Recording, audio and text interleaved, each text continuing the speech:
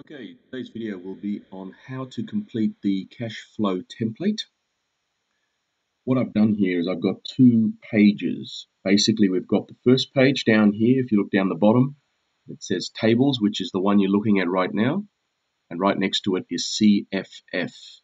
Okay, so we complete the table screen first because this is where we have our assumptions up here. And the assumptions really just relate to normal trading conditions and what you should expect to happen in your restaurant or your takeaway or your pizza place or anything at all in the first year of trading. All right, so some of this will require you to probably speak to your franchisor or other franchisees if you're not 100% sure of what that might be. So number of customers is the critical one here. I've just highlighted it here. In here, you would just simply type how many customers are having lunch, how many might also have a drink, bar, same again with dinner, kids' meal, some of this stuff. If you're from the hospitality industry, you'll be very familiar with it, otherwise known as covers. Sometimes too with lunch bar, keep in mind, if you actually operate a bar or a separate drinking establishment, there may be more customers who just come to have a drink more so than eat. So keep that in mind. Don't forget too, Saturday, Sunday, Friday nights, we should expect to see bigger numbers there if in fact you have increased trade on the weekend. So please do allow when you're doing your customer numbers for the seasonality during your week. Okay, so in a city, you'll see more activity one would expect during the weekdays than weekend. Outer suburbs, you should expect to see more activity on the weekends.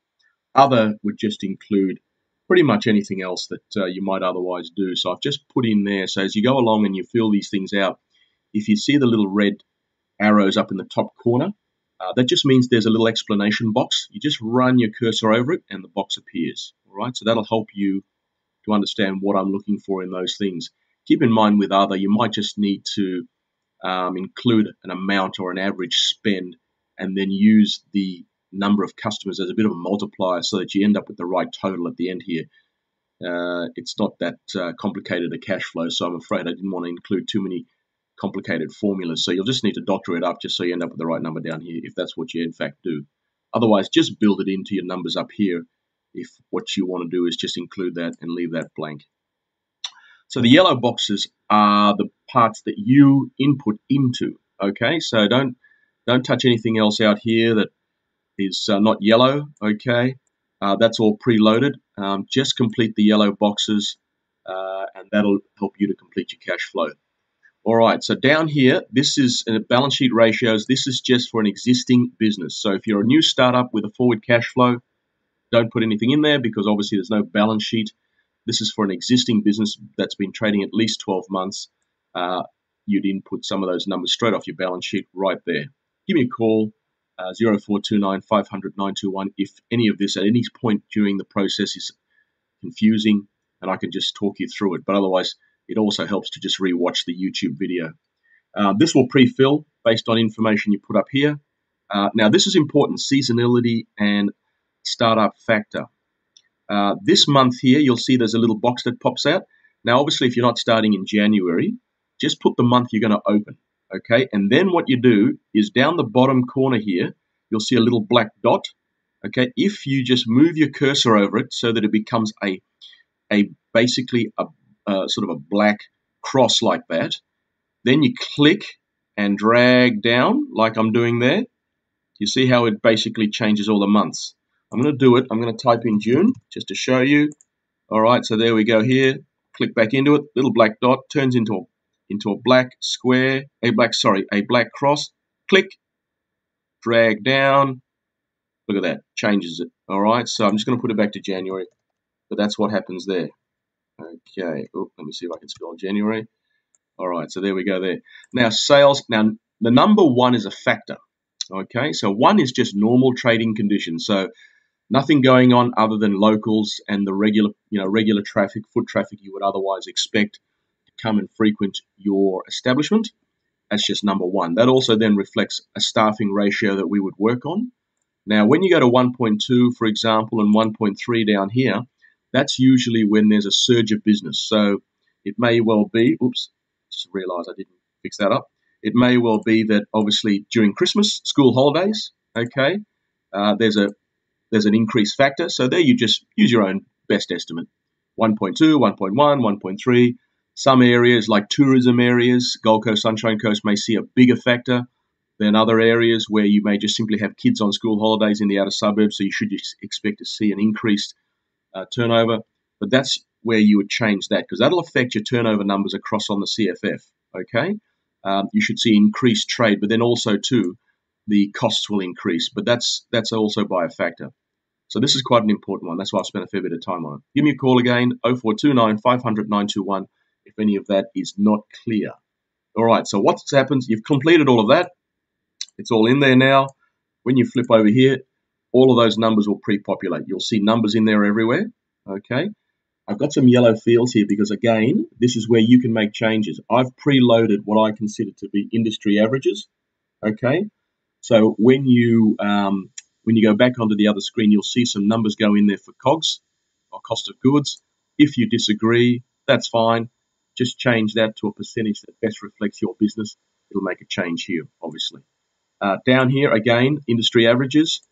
See how I just run over that? Little boxes pop up, pop up, pop up. There we go. That'll also tell you what's going on there.